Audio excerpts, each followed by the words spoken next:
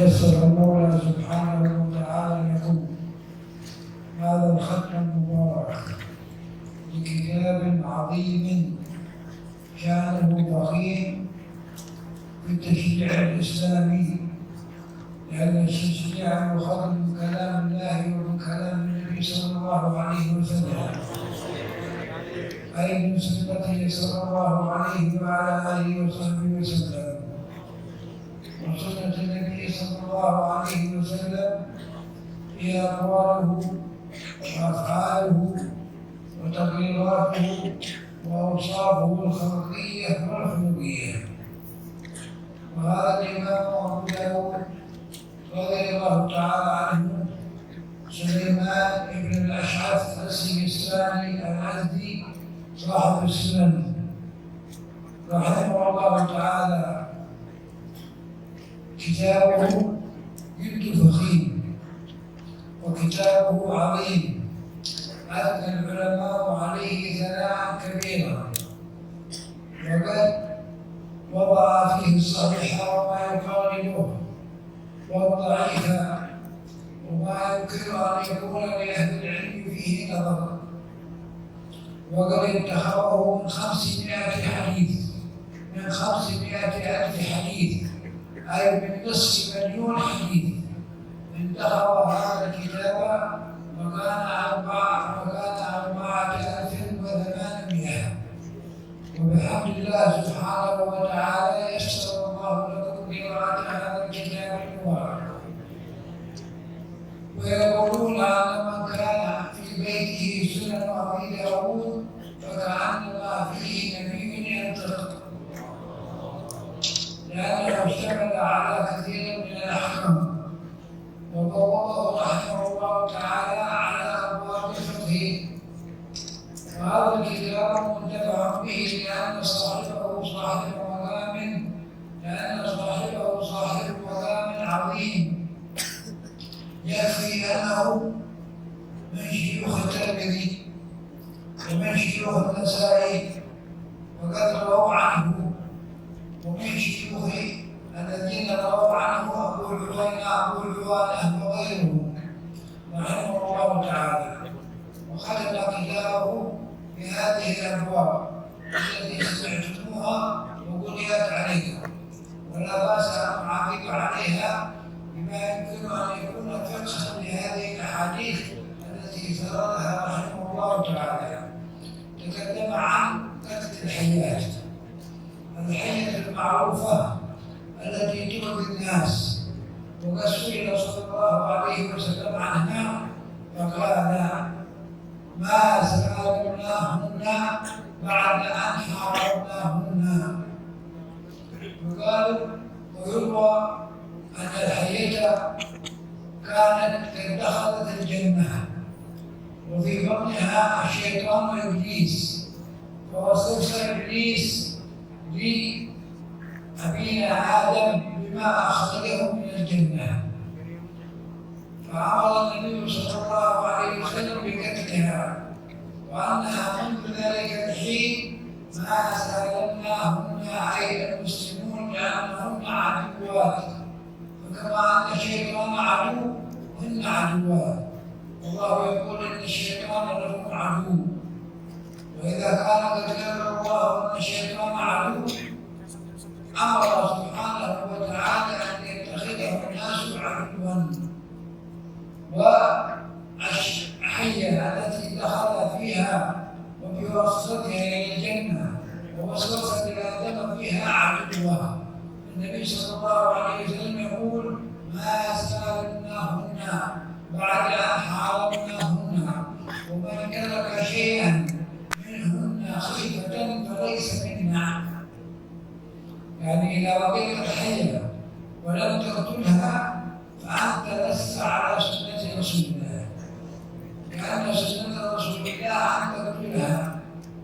وفي الحديث كثيرا ما يدل فليس منا.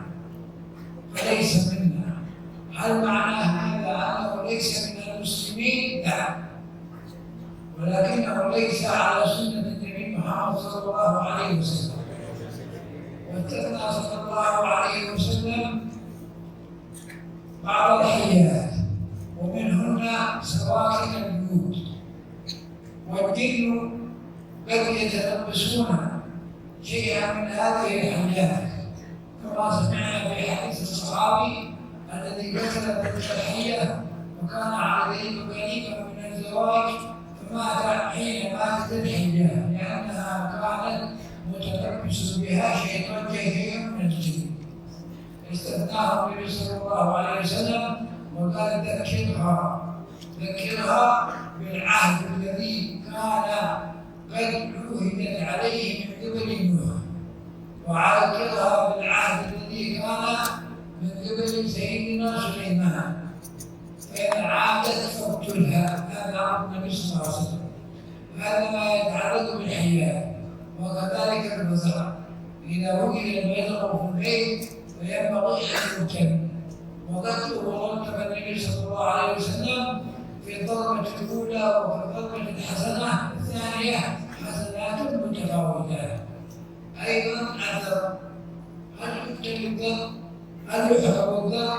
سمعنا في الأحاديث التي سردها الإمام الصلوات الإمام أبو داود رحمه الله تعالى النهي عن حرب النبي والنهي عن قتل النبي، وذكر لنا فيها قصة النبي الذي جاء تحت شجرة ونام فلدغته نمل فأحرق بيتها، فأوحى الله سبحانه وتعالى إليه أن أحرقت النملة واحدة لسعتك فأحرقت البيت كله. الإمام الشافعي رحمه الله تعالى يقول أن هذا الحديث وهذه الأحاديث محمولة على الذر الكبير الذي لا يضر، أما الذر الصغير فيجوز قتله ويجوز إحراقه لأنه يضر. وبعد ذلك النبي صلى الله عليه وسلم في الأحاديث التي سردها الإمام أبو داود رحمه الله تعالى تكلم عن قتل الضفدع وأورد الأحاديث من ذلك. وبعد ذلك جاء في مسألة الختان، والختان سنة والختان واجب، واختلف العلماء في ختان البنت، والإمام الشافعي يرى وجوب ختان البنت وأنه يجب على الخاتنة ألا تلهك ما هو مذكر عن الفقهاء. ثم أمر مهم الأحاديث التي وردها الإمام أبو داود رحمه الله تعالى في مشي الرجال مع النساء عندما يخرجن من المسجد. نهى النبي صلى الله عليه وسلم أن يخرجن الرجال في الوقت ما يخرجن النساء في الوقت الذي يخرج فيه الرجال، لئلا يكون هناك محظور باللقاء بين الرجال والنساء، فأمر أن يتأخر النساء حتى ينصرف الرجال ثم يخرجن النساء. وهكذا كان في عهد رسول الله وفي العهود التي كانت تلتزم ما شرعه النبي صلى الله عليه وسلم.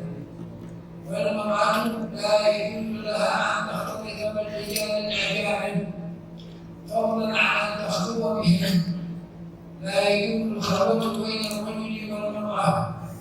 والرسول صلى الله عليه وسلم يقول ما خلا رجل من امرأة أجنبية إلا كان الشيطان ثالثهما يحسنها له ويحسنه لها.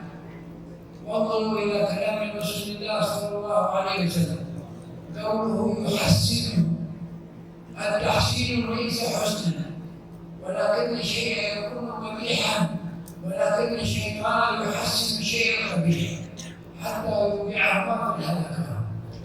وختم الإمام البخاري رحمه الإمام أبو داود رحمه الله تعالى كتابه بالمنع من سب الدهر. وقد كان الجاهلية يعتقدون أن الدهر هو الذي يوجد الأشياء وهو الذي يكون معه النحس. فالنبي صلى الله عليه وسلم الله هو الدهر، أي خالق الدهر، أي خالق الأفعال التي تكون في الزمن الذي تكون فيه الحوادث.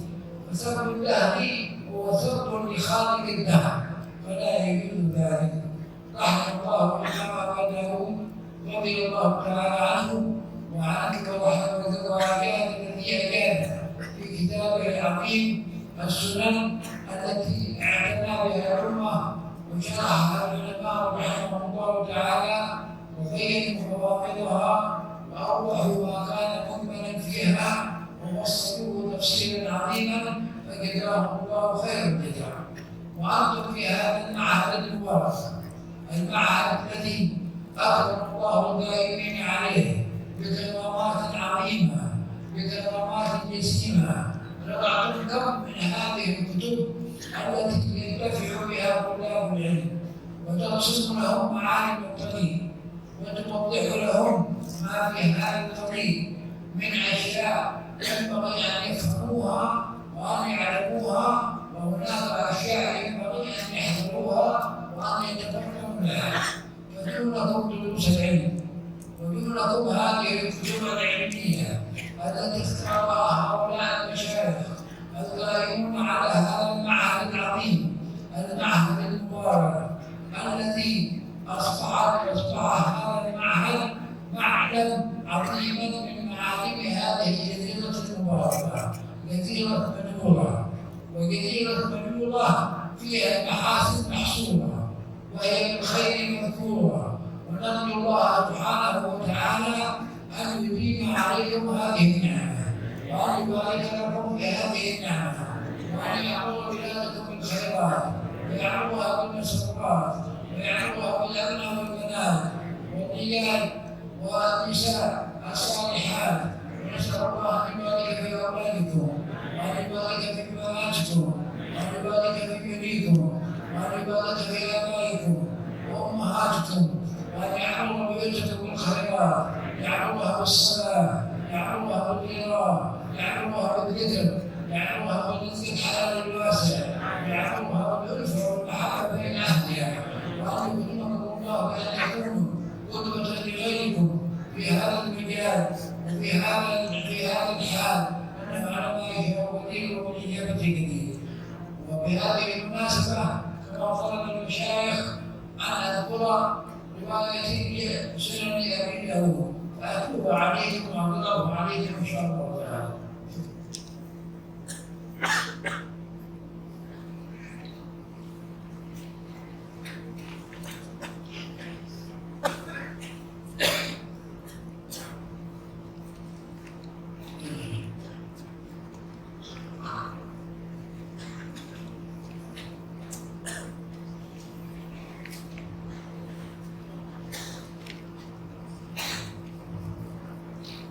بسم الله الرحمن الرحيم.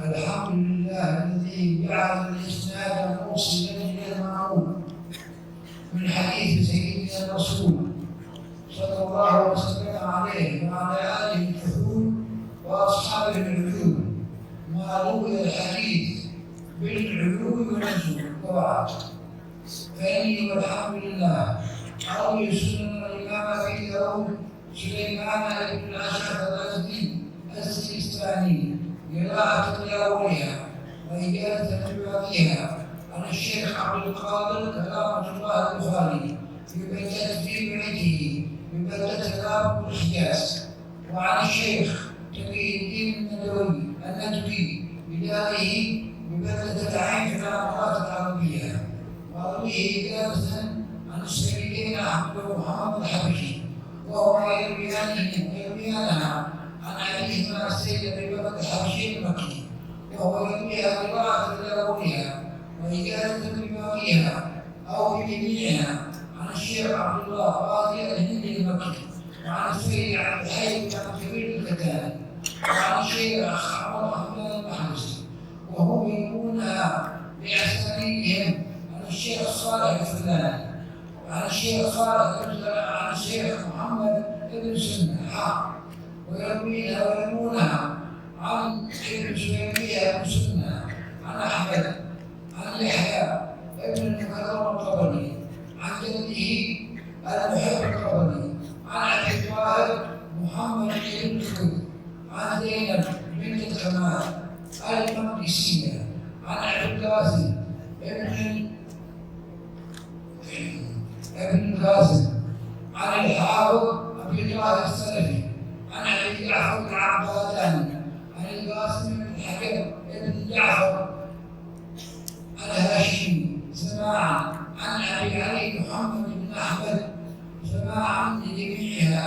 عن أبي داود سليمان بن الأشعث السيستاني في أسانيد هؤلاء رحمه الله تعالى. قال رحمه الله تعالى في أول السنة باب أن تخلني عند رواية الحاجة. حدثنا عبد الله بن مسلمة عن النبي قال حدثنا عبد العزيز يعني بن محمد عن محمد يعني بن عمر عن أبي سلمة عن المغيرة بن شعبة عن النبي صلى الله عليه وسلم كانا إذا ذهب المذهب أبعد صلى الله عليه وسلم. والله بسند وروي بسنوات أبو داود بسند عبد الله رضي الله تعالى عنهما بلفظ أن النبي صلى الله عليه وسلم كان إذا أراد البراز انطلق حتى لا يراه أحد، وكان يسجد على الفقير إلى الله الفقير إلى ربه الغني. فقال ابن حامد بن عبد الله الجيلاني بأسانيد مشايخه الذين ذكرتهم عليك الحاضرين والسامعين في هذه اللحظة أجمعين بأسانيد مشايخنا إلى النبي داود رضي الله تعالى عنه بالأحاديث التي رواها عن رسول الله صلى الله عليه وسلم. أجدتكم بذلك. وصلى الله وسلم على سيدنا محمد وعلى آله وصحبه وسلم والحمد لله رب العالمين. Assalamualaikum warahmatullahi wabarakatuh. Alhamdulillah rabbil alamin. Wassalatu wassalamu ala sayyidil mursalin sayyidina Muhammadin wa ala alihi wa sahbihi ajma'in. Amma ba'd. Alhamdulillah, di sini Al-Faqih akan terjemahkan secara mukhtasar, secara singkat tentang tadi apa yang disampaikan oleh Sayyidina Al-Habib Umar bin Hamid Al-Jilani hafizahullah. Beliau mengatakan, alhamdulillah Allah telah memberikan kesempatan bagi kita semuanya untuk menyelesaikan pembacaan khatam sebuah kitab hadis yang agung, sebuah kitab hadis yang sangat diperhatikan oleh para ulama dan sangat diakui keilmuannya oleh para ulama, yaitu kitab Sunan Abi Dawud. Bahkan para ulama betul-betul mengagungkan kitab ini yang mana beliau penulisnya yaitu Sayyidina Sulaiman ibn al-Ash'ath al-Azdi. Beliau adalah sebagai salah satu guru daripada Al-Imam Tirmidzi. Hal ini merupakan salah satu ketinggian daripada derajat keilmuan beliau. Beliau menulis dalam hadisnya ini sekitar 4.800 hadis yang dipilih daripada 500.000 hadis, yang mana semuanya ini adalah hadis-hadis yang pilihan yang telah beliau pilih. Bukan hanya sekedar beliau menulis tentang hadis sahihnya saja, tetapi beliau juga membawakannya di dalam masalah fikih, kemudian juga dibagi-bagi dengan beberapa bab yang lainnya. Tadi di dalam khatam tadi kita telah baca tentang bab larangan untuk membunuh ular di dalam adalah perintah untuk membunuh ular. Bab qatlil hayyah. Di situ dikatakan oleh Nabi Sallallahu Alaihi Wasallam, kata beliau, kita telah baca, saya berikan komentar secara singkat kata beliau. Di sini dikatakan dikarenakan ular ini suka mengganggu dan menjadi mudarat bagi manusia. Nabi SAW mengatakan asallamnahunna mundu maharnahunna. Kita ini tidak pernah berdamai dengan yang namanya ular-ular ini sejak kita perang dengan yang namanya ular. Dikarenakan ayah kita Nabi Adam alaihissalam terusir daripada surganya Allah Subhanahu wa taala dengan iblis yang menyamar menjadi seekor ular, sehingga karena itulah dikatakan bahwasanya iblis itu akan juga musuh, dan jadikanlah iblis tersebut menjadi musuh. Maka sejak kita perang dengannya, maka saat itu kita tidak pernah berdamai. Maka barang siapa di antara kalian mendapatkan menemui seekor ular, segeralah kalian bunuh. Tetapi kalau orang yang tidak membunuh ular ini, maka dia berarti tidak mengikuti sunnahnya Sayyidina Rasulullah Sallallahu Alaihi Wasallam. Bukan itu saja, bahkan di sini dikatakan ketika bukan sekedar ular, Ada juga ular yang sebenarnya berwujudan dari seekor jin, yaitu ketika kita temukan ada ular-ular kecil yang tinggal di dalam rumah kita. Di dalam hadis ini sempat juga disebutkan adalah kalau seandainya ularnya ini berwarna putih keperak-perakan, maka ini biasanya itu adalah jin. Diceritakan ada sahabat yang Rasul Shallallahu Alaihi Wasallam dia minta izin ketika waktu pulang daripada perang Khandaq masuk ke rumahnya Rasul, masuk ke rumah untuk kembali kepada keluarganya, didapat istrinya sudah berada di depan pintu rumah, akan dipukul olehnya dengan tombak, dikatakan jangan dulu, coba melihat kenapa sebabnya aku keluar daripada rumah ini. Kemudian dia di situ ada seekor ular yang menakutkan, tanpa diajak berbicara langsung ditusuk dengan tombaknya. Ternyata saya nggak tahu mana yang mati dua-duanya mati. Sisa apa lagi ini dan mati, ular ini pun tadi juga mati. Kemudian dikatakan oleh Nabi Shallallahu Alaihi Wasallam, semoga Allah Subhanahu Wa Taala mengampuni teman kalian. Seandainya kalian temui ular yang ada di dalam rumah, maka jangan dibunuh terlebih dahulu, kecuali kalian ingatkan dulu. Ingatkan dulu, sebab itu ada jelas janji. Diingatkan 3 kali. Kalau diingatkan 3 kali dia tidak hilang, maka berarti dia adalah benar keluar, maka silahkan kalian.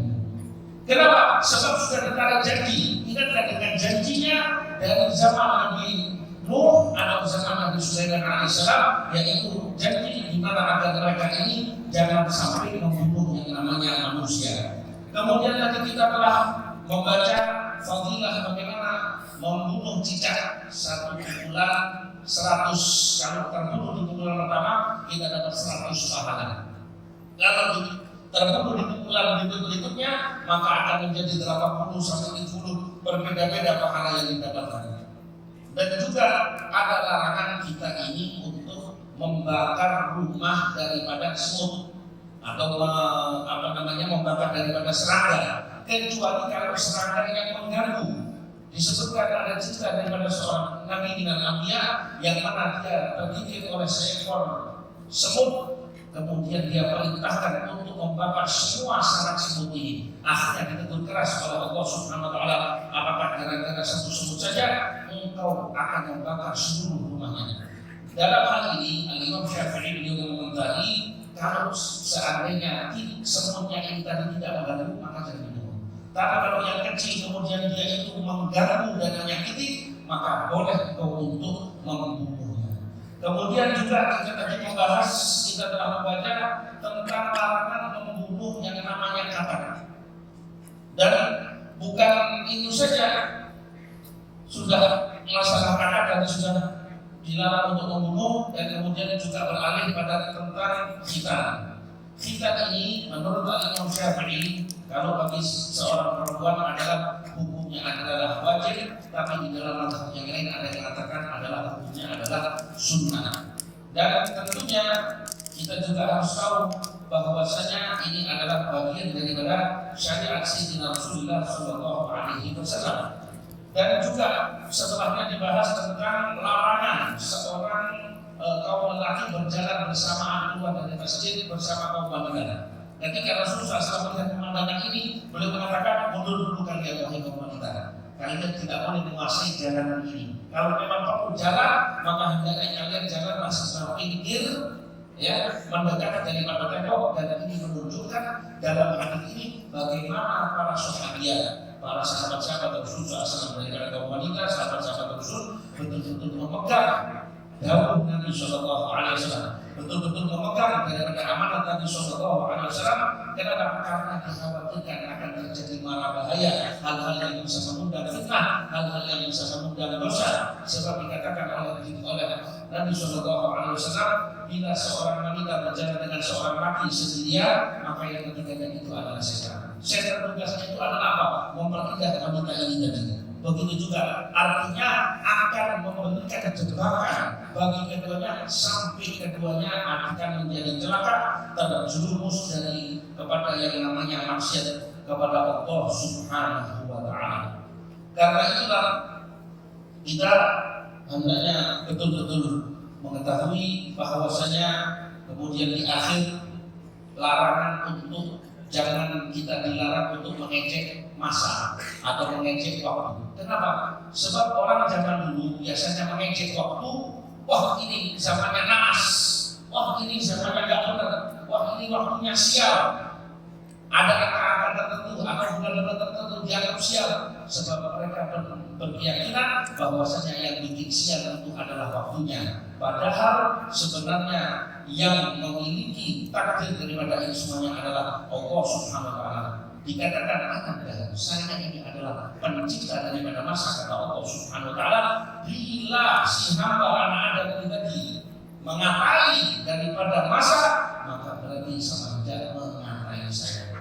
Jadi ini tadi juga kita sudah sedikit yang bisa saya terjemahkan.